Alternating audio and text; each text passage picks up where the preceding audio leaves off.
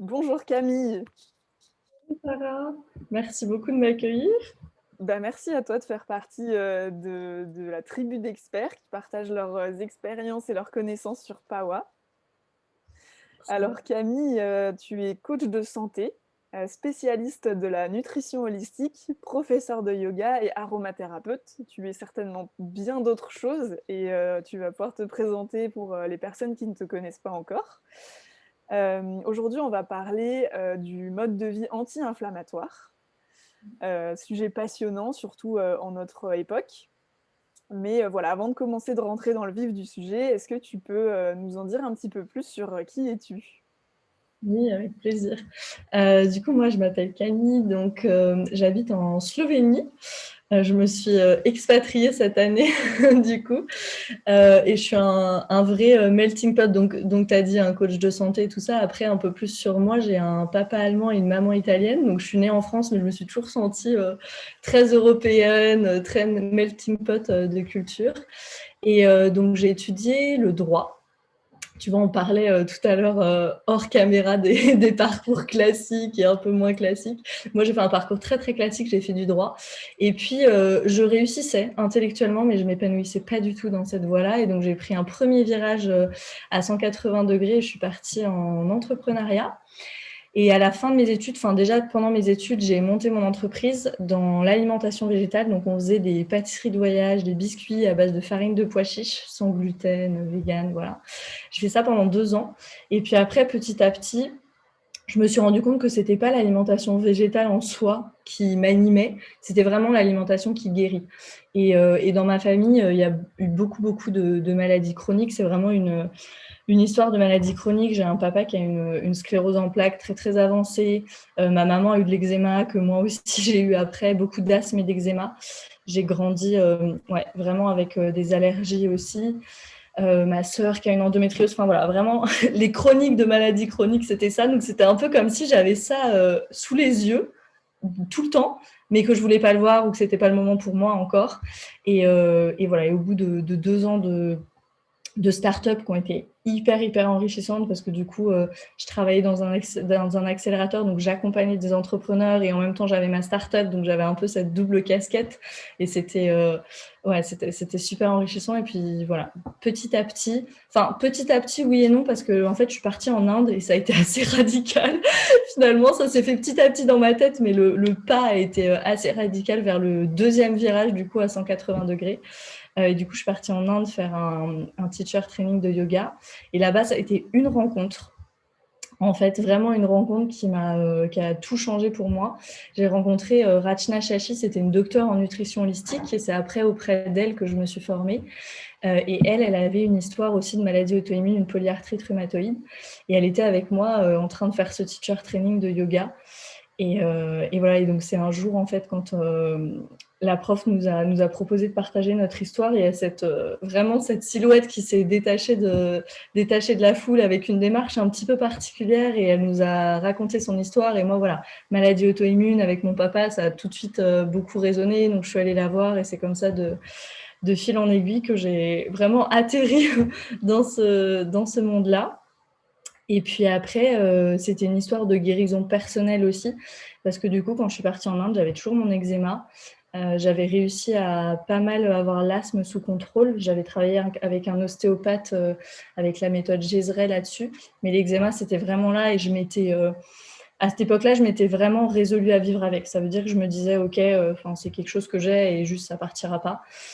Euh, et, euh, et c'est pas le cas, en fait. Et je crois que après, j'anticipe un peu, mais un vrai moment avant-après pour moi, ça a été quand Rachna m'a dit, parce que j'étais allée voir aussi une médecin ayurvédique là-bas en Inde qui m'avait donné des conseils, et du coup je disais à Rachna, qu'est-ce que tu en penses et tout, ce qu'on fait, hein, un peu demander un second avis. Et elle me disait, il y a une différence entre le management de la maladie et la guérison. Et ça a été une phrase, mais qui est restée dans ma tête, et jusqu'à aujourd'hui, c'est un peu mon mantra, vous voyez, le management de la maladie ou la guérison. Et là, je me suis dit, mais en fait, je peux choisir, soit je manage mon eczéma, soit je guéris. Et donc, du coup, il y a des steps à prendre.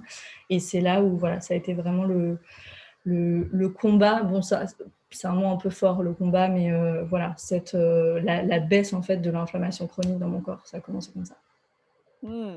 Waouh, c'est waouh, super intéressant, j'ai envie d'en savoir plus. Alors effectivement, tu as un peu répondu à toutes mes questions en une parce que j'aime bien demander comment est-ce que tu en es arrivé aujourd'hui à faire ce que tu fais et quel est ton parcours. Donc là, on voit qu'il y a vraiment eu un parcours assez riche avec au départ des études dans le droit et puis ensuite un revirement un petit peu, une reconversion.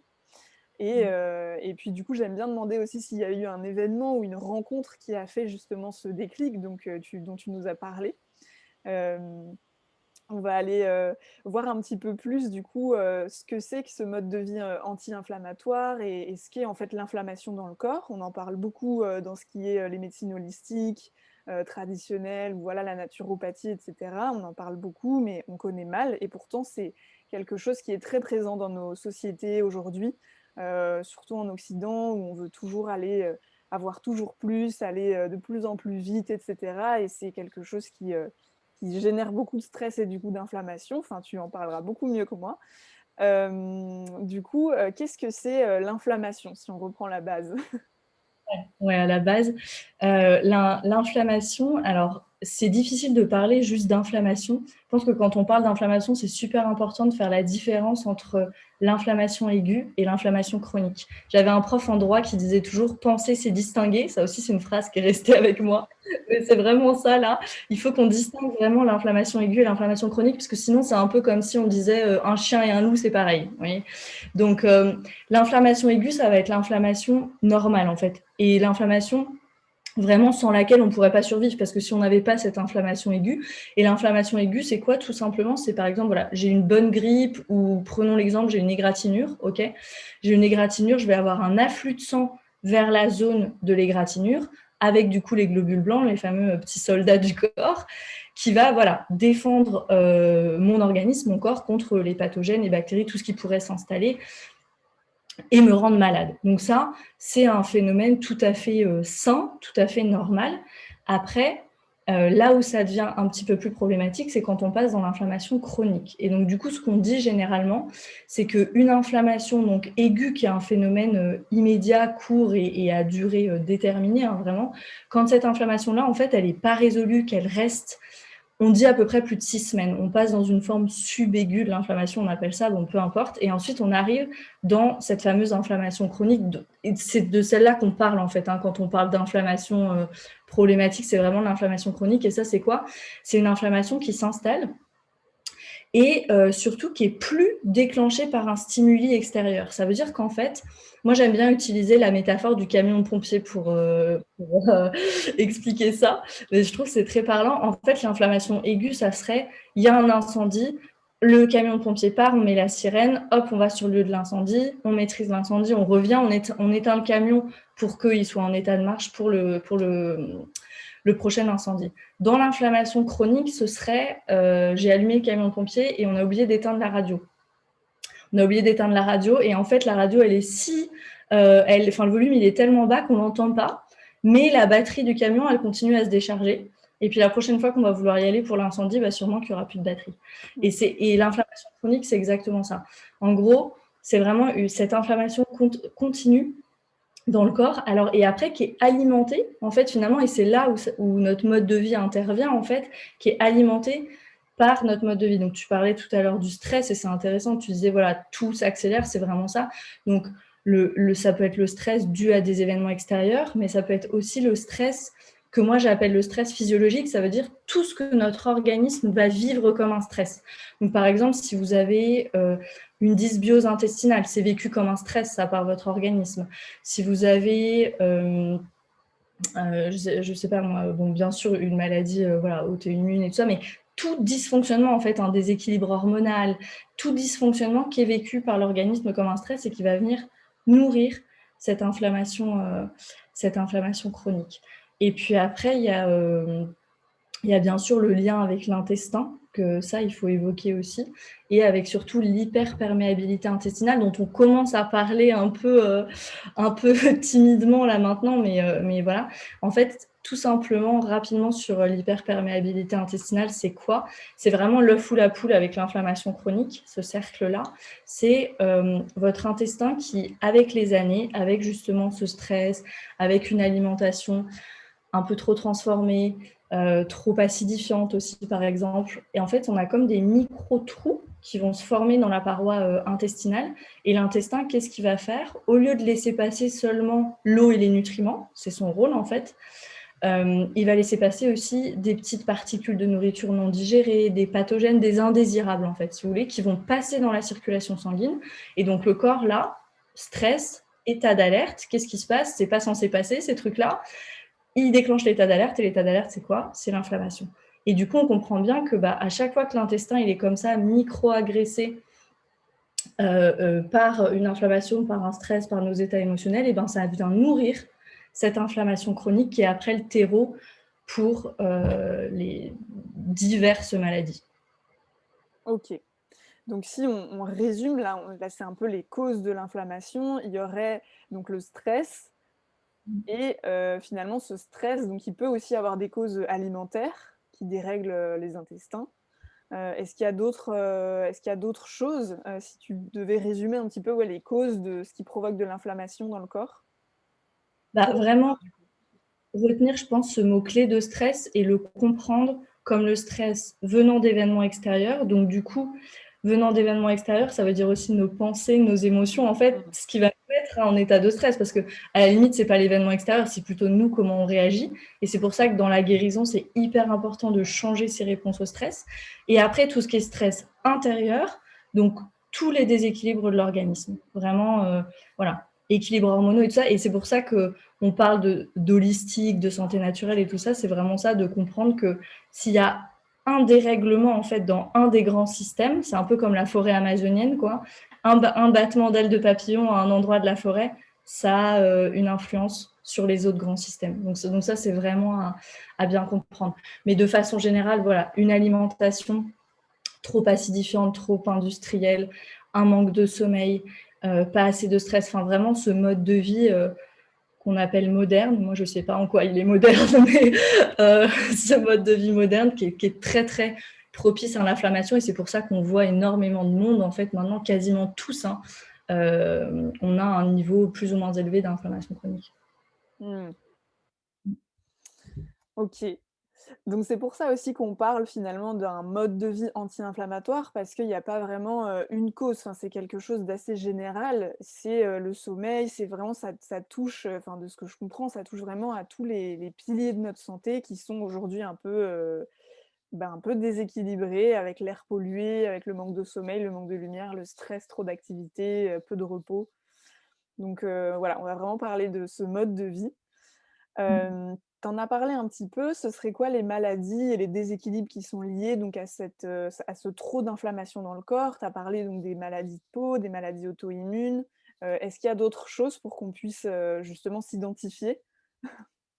Alors, ouais, les maladies de peau, les maladies auto-immunes, bon, ça, c'est parce que c'est ce que moi j'ai vécu, mais aussi, par exemple, les maladies respiratoires. Maintenant, on sait que l'asthme, les allergies aussi, c'est dû à une immunité qui est pas au top, qui est soit, voilà, qui réagit trop fort ou qui est pas au top. Donc, un déséquilibre au niveau immunitaire, c'est aussi euh, lié à l'inflammation chronique. Maintenant, on sait aussi que le cancer, c'est lié à l'inflammation chronique, la dépression.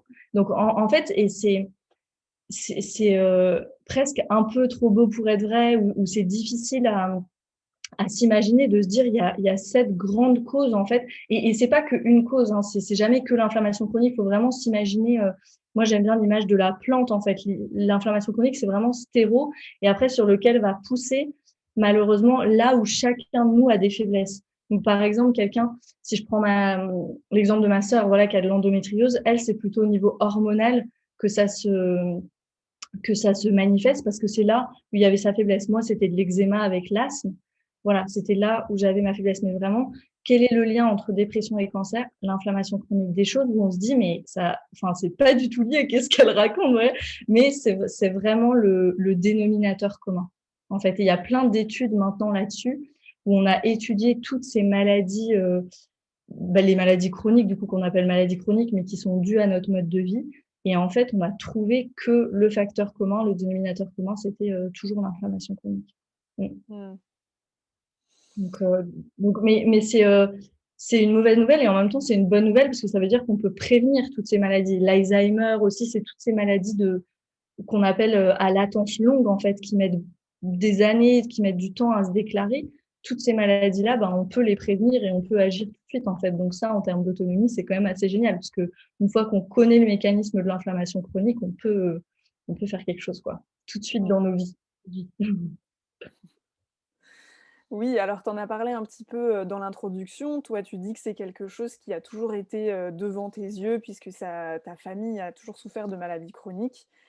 Justement, est-ce que tu peux nous dire si c'est quelque chose, est-ce qu'il y a de la génétique là-dedans ou pas? Ou est-ce que ça peut toucher tout le monde à un moment de sa vie?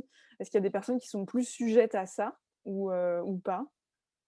Ouais. Alors du coup, maintenant, il y a aussi tu parlais de la génétique juste sur ce point-là. Maintenant, on sait que on a des prédispositions génétiques ou pas. Mais après, on sait aussi et c'est cette fameuse discipline de l'épigénétique, on sait que ces gènes-là, à tout moment de notre vie, on peut les activer ou les désactiver, comme un peu les allumer et les éteindre, appuyer sur des boutons, c'est vraiment ça.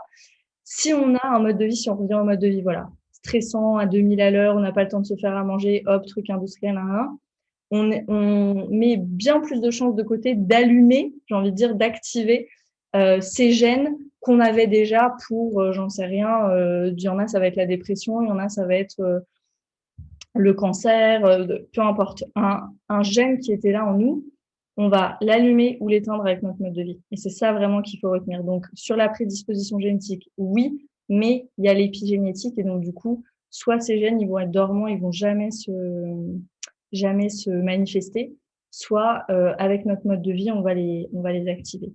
Et puis après, est-ce que ça peut toucher tout le monde, l'inflammation chronique? Oui, si on a le mode de vie qui est un terreau pour l'inflammation chronique. Après, par exemple, sur le cas, si je prends juste un exemple, le cas des maladies auto-immunes, des personnes que j'accompagne souvent sur des maladies auto-immunes, et c'était l'histoire de Rachna aussi et tout, c'est quelque chose de très intéressant de voir que dans les maladies auto-immunes, à chaque fois, à peu près 3 ans avant la déclaration de la maladie auto-immune, il y a eu un choc émotionnel. Donc, et ça, c'est un pattern, on dit en anglais, un motif qui revient tout le temps. Et du coup, c'est vraiment intéressant de voir que nos états émotionnels influent aussi sur une maladie qui va se déclarer ou non. Donc, c'est vraiment, vraiment à 360 degrés. Ouais. Mmh. J'ai envie de dire, tout le monde peut être sujet à l'inflammation chronique. Du coup, tout le monde peut être malade, mais tout le monde peut aussi guérir dans l'autre sens, vous voyez, avec notre mode de vie. Il faut vraiment pas sous-estimer le pouvoir de notre mode de vie. Mmh. Je peux partager 2 minutes sur moi, l'eczéma, comment ça a été, mais j'ai vraiment, quand Rachna m'a dit ça, je suis rentrée après en Europe et j'ai tout de suite mis en place tout ce qu'elle m'a dit. Donc, j'ai mangé hyper pacifiant, du riz, des légumes, énormément d'huile d'olive pendant un mois, je mangeais quasiment pas de sucre. J'ai été super stricte et puis après, j'ai réintroduit petit à petit et tout. Mais vraiment, associé à des exercices de respiration, associé au mouvement, je faisais exactement ce qu'elle me disait. En 3 semaines, en 21 jours, j'ai fait ce que personne n'a fait en 21 ans. Vraiment, ce que jamais aucun médecin m'avait dit, à part me donner des crèmes à la cortisone. Et l'eczéma a commencé à disparaître et n'est plus jamais revenu. Et ça va faire 1 an et demi maintenant et c'est plus jamais revenu. Donc, il faut vraiment pas sous-estimer le pouvoir de notre mode de vie. Mmh. Mm. Merci. Alors du coup, tu réponds à plein de mes questions, c'est génial. Justement, j'avais une question.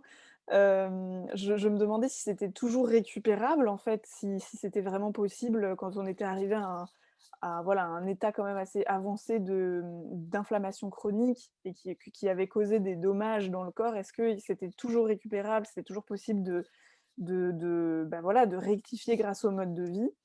Ou est-ce qu'il y a des cas où non? Mais bon, du coup, tu as l'air de dire quand même que enfin, voilà, c'est toujours possible. On a toujours une part de responsabilité là-dedans et du coup, un champ d'action, finalement énorme.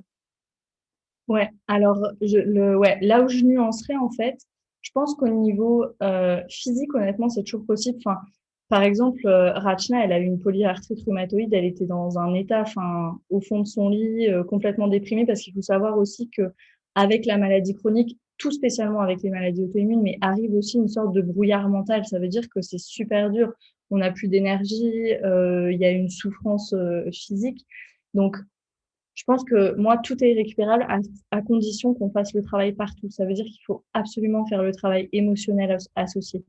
Et c'est vraiment vous savez, c'est un peu comme les mauvais régimes où à un moment on arrive à un plateau. Et ben, je pense que c'est vraiment ça. On peut s'offrir tous les changements physiques, donc on va avoir de nettes améliorations. Mais à un moment donné, si on fait pas le travail émotionnel, on arrive à ce plateau qui va nous empêcher d'aller vraiment vers j'inverse ma maladie et je suis vraiment dans la guérison. Donc, euh, donc ouais, enfin par exemple là-dessus, il y a les travaux du docteur Joe Dispenza qui sont absolument fabuleux, je trouve. Mais enfin voilà, vraiment associer le travail physique, émotionnel, pour moi, ouais, le champ d'action il est quasiment illimité. Mmh. OK. Après, c'est mais OK. Bah, justement, alors toi tu y es venue un petit peu, toute seule, mais ça m'intéresserait bah, que tu nous en dises plus sur toi, ton histoire avec l'inflammation, même si tu nous en as un petit peu parlé. Qu'est-ce qui t'est arrivé? Quelles ont été tes prises de conscience? Bon, les personnes qui t'ont aidée, du coup, tu en as un peu parlé. Et puis, quelles ont été les 1res, le premier petit pas qui t'ont amené progressivement à la santé, les étapes vraiment, voilà, qui t'ont, petit à petit amené vraiment à la guérison et non pas au management, de l'eczéma ou voilà, ce que tu disais tout à l'heure. Voilà, si tu peux nous redétailler un petit peu tout ça, je trouve que c'est, hyper intéressant. ouais. Bah alors, je pense que tu vois, il y a une chose là qui m'est venue quand tu posais la question, ça a été vraiment de relâcher des croyances aussi. Parce que du coup, donc, je vous ai dit, j'ai mis en place des changements physiques. Alors, au niveau du physique, et puis après, je vais parler des croyances, mais donc, j'ai vraiment mangé hyper pacifiant pendant des semaines. Ça veut dire que le sucre que je mangeais, c'était vraiment le sucre des fruits. Quand j'avais des grosses envies de sucre, c'était des dattes, oui. Énormément d'huile d'olive.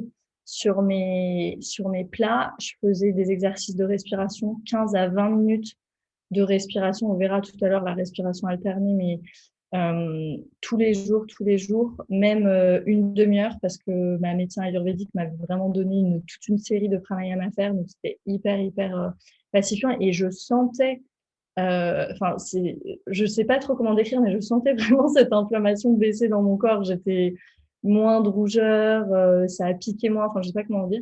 Et, euh, et puis après, ça a été de relâcher mes croyances parce que je vous ai dit, moi, j'étais dans le monde des startups, donc j'ai été dans le monde vegan pendant hyper longtemps. J'ai évolué là-dedans et puis c'est des schémas de pensée à un moment.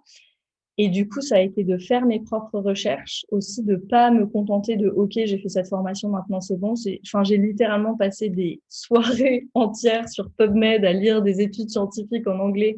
Et enfin, au début, franchement, je me contractais en moi hein, quand je disais des choses sur les œufs et tout. Oh, les œufs, c'est hyper bon pour ça. C'était super dur pour moi. Mais après, ça a été vraiment de dire, bon, OK, maintenant j'ai les trucs sous les yeux, qu'est-ce que je fais? Est-ce que je choisis de croire bah, ce que je croyais avant, en fait, ou est-ce que là, maintenant, je relâche la croyance et je me dis, bah, ouais, peut-être que les œufs, bah, c'est OK. Peut-être que les poissons gras, c'est OK pour certaines personnes. Et puis en plus, on sait qu'on a des prédispositions génétiques. Donc, ce qui me convient à moi en termes de nourriture ne correspondra pas à mon voisin. Donc, est-ce que je lâche les dogmes? Et ça a été une grosse partie, ça, de la guérison, de se mettre vraiment dans quelque chose de non dogmatique, en fait, de relâcher les croyances, de faire confiance aussi, parce que il fallait que je fasse confiance à Rachna. Hein. J'ai vraiment, j'ai pas questionné ce qu'elle m'a dit. J'y suis allée. Je me suis dit, allez, maintenant, genre, j'ai 100% confiance et j'y suis allée. Donc, c'était vraiment ça, la confiance, l'enthousiasme, la persévérance aussi. Parce qu'il y a des fois où, voilà, c'est pas linéaire, le chemin de guérison. Mais tout ça, ça a participé à la guérison, ouais. Mmh. Et tu en as parlé un petit peu tout à l'heure, ça a été quoi un peu les étapes, dans ta guérison? Tu as parlé un peu d'alimentation, donc changement d'alimentation, les croyances, le travail, de respiration, le travail émotionnel. Est-ce qu'il y a eu Ouais. d'autres choses ou? C'était à peu près ça, le mouvement aussi, parce que et ça, c'est aussi lié à relâcher les croyances, mais avant, j'habitais à Paris. En fait, quand j'étais étudiante, c'est là où je pense j'ai eu le plus d'eczéma. de ma vie. J'habitais à Paris et moi, je me disais, oh, bah, j'ai un mode de vie hyper sain. Vous voyez, enfin, j'allais à la salle de sport quasiment tous les jours. Et par contre, moi, j'adorais, c'était des choses explosives. Donc, le RPM, le body attack, tout ces choses hyper explosives qui, en fait, augmentent les niveaux d'inflammation dans le corps. Je mangeais énormément de pain, enfin, beaucoup de gluten. Du coup, en fait, finalement, pour moi, pour ce dont mon organisme avait besoin à cet instant-là, je faisais tout à l'envers. Et pourtant, vu de l'extérieur, j'avais un mode de vie sain, quoi. Je mangeais plein de légumes, je faisais beaucoup de sport et tout. Donc, donc ça a été vraiment, vraiment de tout revoir. Et enfin, on le dit comme ça, mais c'est pas facile, hein, de revoir tout son mode de vie. Et c'est OK d'y aller un petit accomplissement après un petit accomplissement et de vraiment célébrer mes petites victoires. Ça, j'ai appris aussi. Je le faisais pas ni dans l'entrepreneuriat, ni jamais je célébrais mes petites victoires. Mais là, j'ai appris à me dire, OK, chaque nouvelle journée, je peux choisir. Chaque nouvelle semaine, je peux choisir ce que je fais. De pas me dire, bon, allez, là, j'ai un peu, voilà, j'ai un peu cafouillé. C'est pas grave. On continue, on continue, on continue. Et donc ça, c'est, voilà, c'est ce qu'on voit aussi beaucoup en coaching de santé, mais c'est pas évident. Et je suis heureuse maintenant, je suis dans une gratitude énorme d'être passée par là, en fait, parce que maintenant, je peux, voilà, accompagner les personnes que j'accompagne parce que je sais ce que c'est quand il y a une plaque d'eczéma qui revient et on se dit, oh mon Dieu, ça y est, je dois tout recommencer. Non. Mmh. On doit- Mmh. Oui, et c'est vrai, comme tu dis, c'est d'autant plus difficile quand on est dans ces milieux-là et qu'on s'intéresse déjà à l'alimentation, au mode de vie sain, parfois même à la naturopathie. On peut se former même dans ces milieux-là et du coup, on se rend pas compte que petit à petit, on a tout un tas de croyances et de dogmes qui viennent et on suit ces dogmes un peu qui nous viennent de l'extérieur. «Ah, il faut manger telle chose, telle chose, telle chose parce que c'est bon». Bah, comme tu le dis là, faire du sport, manger plein de légumes et tout ça et parfois ça peut être décourageant parce qu'on suit, des grands principes et on a l'impression vraiment de tout bien faire et de savoir et d'avoir étudié et de suivre tout ce qu'il faut à la lettre et ça fonctionne pas. Et c'est pas évident de venir tout redéconstruire et se dire: «Bah, en fait, ça me convient pas pour moi, quoi» et d'accepter ce truc-là, c'est un long chemin, ouais.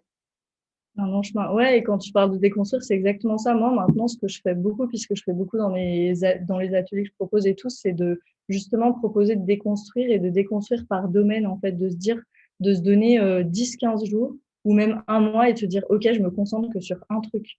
Par exemple, si je sais que j'ai pas assez d'énergie et puis je sais que généralement je bois pas assez, et ben, OK, pour Mmh. 15 jours, je me concentre sur l'hydratation. Qu'est-ce que je bois? Je me concentre vraiment que là-dessus. Et puis j'essaye de sentir la différence vraiment à l'intérieur de moi. Et puis après, si je sens la différence, ça aura un effet domino et puis j'irai vers un autre domaine. Et puis petit à petit, comme ça, vraiment petit pas par petit pas.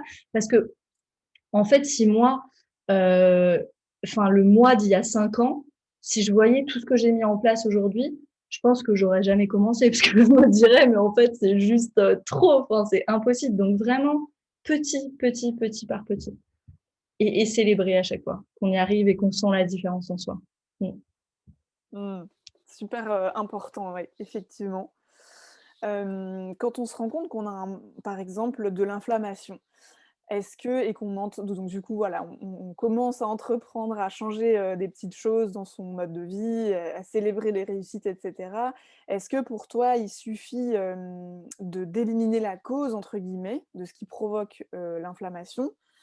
Ou est-ce qu'il faut, à la fois ajouter des actions, on va dire, à visée réparatrice, donc pour, enfin voilà, je sais pas si tu vois ce que je veux dire? Est-ce qu'il suffit d'enlever ce qui provoque l'inflammation et le corps se rééquilibre tout seul? Ou est-ce qu'il faut aussi l'aider, peut-être par des pratiques, des moyens de manger, des sports particuliers, des exercices particuliers? Voilà. Ouais. Alors, fondamentalement, j'ai envie de te dire, le corps, il pourrait tout faire tout seul. Parce que quand on regarde, par exemple, l'exemple du jeûne, où on voit qu'il y a énormément de pathologies qui disparaissent grâce au jeûne, je pense que fondamentalement, le corps, il peut tout faire tout seul. Après, voilà, aller jeûner 2-3 semaines, c'est pas hyper évident dans un quotidien déjà bien chargé. Donc, d'où ce mode de vie anti-inflammatoire, parce que ça, on peut complètement l'intégrer dans sa vie. Donc après, c'est un peu trois grands axes. Ce qu'on va aider le corps à faire, c'est à se détoxifier, à vraiment aller réduire la charge toxique. On va réparer l'intestin, on va réduire l'inflammation, on va aussi rééquilibrer le système hormonal. Enfin, il y a tout un peu ces axes sur lesquels on a envie de travailler et des choses toutes simples qu'on peut faire au quotidien. Et moi, je trouve que, voilà, alors, c'est quelque chose que je conseille toujours, c'est d'enlever déjà le gluten et le lactose. Ça, c'est les deux grands piliers, et puis c'est les plus durs.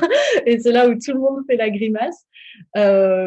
Sur le gluten, c'est pas le gluten en soi, c'est vraiment ce gluten boosté au gluten, en fait, dont notre corps sait pas trop que faire. Si vous allez vers un pain au levain hyper ancien et tout, c'est OK. Mais c'est vraiment ce gluten industriel. Donc, j'ai envie de dire, enlever les grands méchants. Et puis après, sur le reste, on va juste ajouter parce que c'est plus simple. Donc, on peut ajouter de l'huile d'olive à froid sur ses plats. Ça, c'est pas quelque chose qu'on a l'habitude de faire en France. Moi, c'est quelque chose que je connaissais avant parce que j'ai des origines italiennes et alors mes cousins, ils y vont tout le temps. Nous, les Français, on se dit, oh my God, on va devenir énorme si on fait ça. Non, non, l'huile d'olive, elle est remplie de polyphénol. Enfin, c'est juste il n'y a pas besoin d'aller chercher les superfoods d'Amérique du Sud et tout. On l'a ici en France et en Italie, l'huile d'olive, c'est super. Donc, 1 à 2 cuillères à soupe sur vos plats à froid. Ça, c'est un truc tout simple à faire. Des exercices de respiration. Ça, pareil, il n'y a pas besoin, et il n'y a même pas besoin de connaître, je sais pas combien de pranayam de yoga ou je sais pas quoi, hein, juste inspirer, expirer un peu plus profondément, ça suffit déjà 15 minutes par jour. Et à partir de 15 minutes, ça commence à avoir un effet anti-inflammatoire sur l'organisme. Il y a aussi des études là-dessus. Donc, c'est très, très intéressant. Et encore une fois, dans une démarche de petits pas, commencer par 5 minutes et puis après, tous les jours, augmenter de 2 minutes en 2 minutes. Moi, c'est ce que je conseille vraiment, enfin, petit par petit. Et, et puis après, oui, ajouter dans son alimentation. Pas se dire, OK, maintenant, il faut plus que je mange ça, ça, ça, ça. Se dire, OK, je me concentre. 2 semaines, j'ajoute énormément de fruits. Ou j'ajoute un jus, par exemple. Ou j'ajoute un smoothie. Genre, ajouter comme ça des trucs petit à petit. Et puis parce qu'en fait, en ajoutant, naturellement, on va enlever après parce que notre corps, il va vouloir autre chose. Donc ça, ouais, moi, c'est ce que je conseille au début. Si on voilà, dans un mode de vie sain comme ça et qu'on n'a pas de grosses pathologies lourdes. Parce que bien sûr, sur des pathologies plus lourdes, là, on veut attaquer beaucoup plus et on va sur un protocole anti-inflammatoire plus aigu. Ouais. OK. Merci. Et je me demandais quelle place elles ont, ces pratiques et cette hygiène de vie, par exemple, pour toi? Est-ce que c'est, quelque chose que tu suis encore, aujourd'hui à la lettre, 1 an et demi après donc la disparition de ton eczéma? Ou est-ce qu'au bout d'un moment, c'est des choses sur quoi on peut s'assouplir? Ou, voilà, il faut vraiment rester toute sa vie, en mode anti-inflammatoire? Enfin, comment ça se passe, en fait, après? Alors, ouais, moi, je me suis assouplie avec le temps et ça a été vraiment le trials and error, hein, comme on dit en anglais. J'ai essayé, il y a eu des petits échecs, il y a eu des réussites. Donc, en fait, j'ai vraiment testé. Et là, quand je parle de ressentir, c'est vraiment ça. Euh, Par exemple, sur le gluten, Rachna m'avait fait promettre 1 an sans gluten. Donc, j'ai tenu en 1 an. Et puis après, petit à petit, bon, bien sûr, je suis pas allée vers les biscuits industriels, mais j'ai réessayé des pains un peu plus anciens, et puis bon, juste une tranche. Donc j'ai réessayé, j'ai vu, ok, bon, pas de différence. Je me suis observée pendant 2, 3 jours, rien qui ressortait sur la peau. Au niveau digestif, c'était cool. Donc, je me suis dit bon, bah ok, un peu de gluten de temps en temps, ça a l'air de passer. Pareil pour la réintroduction du sucre, ça a été un gros truc aussi. Donc j'ai commencé je me suis refait des biscuits maison. Et puis j'ai commencé avec vraiment pas beaucoup de sucre, du sucre de coco. Je regardais, ok. Après j'ai réessayé. Alors une fois j'en ai mangé pas mal. Et là c'est ressorti un petit peu sur la peau. Donc je me suis dit, pas de l'eczéma, mais la peau un petit peu plus sèche. Donc je me suis dit, ah bah tiens, là ça a réagi un peu. Ok. Donc voilà, comme ça, et vraiment là-dessus encore, pas du tout être dogmatique à dire ok, au bout d'1 an tu pourras remanger 2 biscuits par semaine avec tant de grammes de sucre, genre pas du tout. Vraiment s'écouter et dire bon bah ok, là je sens que ça fait un moment que je suis guérie, ça fait un moment que c'est pas revenu, est-ce que j'essaierai pas? Et puis voilà. Et puis après, moi mon étape là c'est très personnel, hein, ce que je vous partage après ça dépend bien sûr de chacun, mais après, j'ai arrêté la pilule aussi parce que moi, je voulais voilà, enlever, enlever la charge toxique aussi et la pilule, ça en fait partie.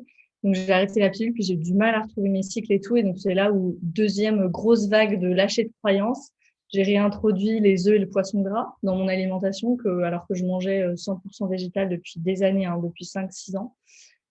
Et c'est revenu, du coup aussi, ça m'a beaucoup aidé à réguler mes cycles parce que juste c'est du bon gras, c'est des oméga 3, voilà. Mais ça a pris de relâcher ses croyances pour moi. Donc voilà, c'était vraiment comme ça des étapes. Et puis maintenant, jusqu'à une relation aussi à l'alimentation apaisée, tranquille, de dire, OK, c'est plaisir, c'est santé, c'est vraiment tout à la fois et c'est juste de l'énergie, quoi. Mmh. Super, merci. Donc tu en as parlé un petit peu tout à l'heure. Je voulais te demander, si tu avais des petits conseils, pour qu'on à appliquer, en fait, facilement. Donc tu as parlé de l'huile d'olive, tu as parlé d'introduire plus que de supprimer. Alors supprimer les grands méchants, le gluten, le lait, enfin le lactose, et puis ajouter donc plutôt des jus, des smoothies. Et est-ce que tu aurais d'autres conseils, ou un petit exercice pour, qu'on puisse passer à l'action, directement avec toi? Ouais, ouais. Bah alors, ouais, vraiment, moi, mes 2 conseils, ce serait un sur l'alimentation et un sur la respiration. S'il y a une chose à retenir, parce qu'on a vraiment parlé de petits pas, ajoutez de l'huile d'olive à votre alimentation. Vraiment, faites juste ça. Continuez à manger comme vous mangez, ajoutez de l'huile d'olive. Et l'exercice de respiration, moi, un exercice que j'adore pratiquer, c'est la respiration alternée. En yoga, on l'appelle Anulom Vilom. Et voilà, c'est vraiment un exercice super, super pacifiant qui est à la portée de tous, qui implique les 2 narines, donc c'est vraiment intéressant. En gros, c'est hyper facile. Donc, on fait avec ses mains un mudra. On a son pouce et son annulaire et on fait avec la main droite. Et donc, le pouce de la main droite vient se mettre sur la narine droite et l'annulaire vient se mettre sur la narine gauche. Et du coup, on va faire des cycles comme ça de respiration et on va respirer de façon tout à fait normale. On va respirer de façon égale. Donc, l'inspiration sera égale à l'expiration. Là, je vais vous le proposer en 3 temps pour commencer. Et puis, donc, on va poser nos doigts sur nos narines et on va commencer par la narine droite. Donc, on débouche la narine droite et on bouche la narine gauche. Donc, on inspire. 1, 2, 3. Je bouche la narine droite et j'expire à gauche. 1, 2, j'inspire, je reste à gauche, j'inspire à gauche. 1, 2, 3. J'expire à droite. 1, 2, 3. Ok, maintenant on va commencer à gauche. Du coup, j'inspire à gauche. 1, 2, 3. J'expire à droite. 1, 2, 3. J'inspire à droite. 1, 2, 3. J'expire à gauche. 1, 2, 3. Ça, c'est un cycle. Je suis fou. Ah non, je suis revenue. Et ça, c'est un cycle. Et du coup, et après, on continue comme ça. Et on repart à droite et on repart à gauche. Et ça, déjà 5 minutes. Et c'est un super exercice parce qu'aussi, au début, on doit se concentrer pour pas perdre le fil. Donc, du coup, nos pensées, elles sont pas en train de partir partout. On se concentre pour pas perdre le fil. Et puis après, bon, on le fait super naturellement. Et là, les puristes me jetteront peut-être des pierres. Cet exercice-là, faites-le, mais peu importe. Enfin, c'est un exercice de respiration, c'est pas de la méditation. Donc, c'est super bien de méditer et tout ça, mais même si vous êtes devant la télé, si vous, voilà, peu importe. Je dis toujours, moi, insérez cet exercice de respiration dans votre journée. Peu importe comment, je m'en fiche, mais insérez-le parce que vous allez voir, ça va vraiment venir pacifier notre respiration. Toutes les 90 minutes, nos narines changent, hein, donc c'est vraiment super, super important et ça va contribuer à la réduction de l'inflammation. Donc, si vous pouvez prendre un temps un peu méditatif, encore mieux. Si vous pouvez pas, faites-le quand même, insérez-le, peu importe comment. Et oui, vaut mieux le faire, voilà, comme on peut que pas faire du tout, quoi. Exactement. OK, merci beaucoup pour tous ces conseils. Pour terminer, j'aime bien poser, les 4 mêmes questions. Selon toi, de quoi le monde a besoin aujourd'hui? Alors, le monde aujourd'hui, c'est une question, c'est une vaste question. Pour moi, le monde, tu vois, le premier mot qui me vient là, c'est autonomie. Et je crois que du coup, ça résonne vachement avec Pawa, mais d'autonomie et de courage aussi, parce que on l'a un peu évoqué tout à l'heure, mais on entend plein de choses. On entend plein de choses partout. On sait plus trop, même dans la santé, hein, on sait plus trop à quel sens vouer. Et c'est vraiment le courage d'aller vraiment, j'ai envie de dire, de traverser l'inconfort de la courbe d'apprentissage. Vraiment de traverser cet inconfort et de dire, bah, moi, je vais chercher l'information, je sais de quoi, enfin, je sais peut-être pas de quoi j'ai besoin, mais je sais où je veux aller. Et du coup, je vais aller chercher le comment. Et mon pourquoi, il est tellement fort que je vais savoir comment aller chercher le comment. Donc vraiment, du courage, de l'indépendance, peut-être même un peu de culot aussi. Je pense que c'est vraiment de ça dont on a besoin en ce moment. On a besoin de plein d'autres choses, mais en relation avec ce dont on parle aujourd'hui, c'est vraiment de ça dont on a besoin. Hmm. Un livre qui t'a inspiré sur ta route? Un livre qui m'a inspirée. Alors, je crois que il y en a deux vraiment. Il y en a un qui s'appelle Molecules of Emotions. Alors là, j'ai plus l'auteur en tête, mais c'est une femme. Molecules of Emotion. En fait, c'est la première femme chercheuse qui a montré que nos molécules changent en fonction de nos émotions.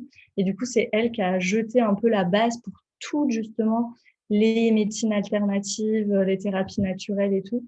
Et c'est un super bouquin parce que ça raconte aussi dans les années 70 ce que c'était d'être une chercheuse femme. Et donc, ce livre, il est vraiment super, je trouve. Et tous les livres du docteur Mark Hyman aux États-Unis, qui est un médecin de famille qui fait de la médecine fonctionnelle, donc qui va vraiment à la racine de la chose. Et le livre The Ultra Mind Solution, c'est vraiment un livre qui m'a, moi, permis de comprendre tous les mécanismes de mon anxiété.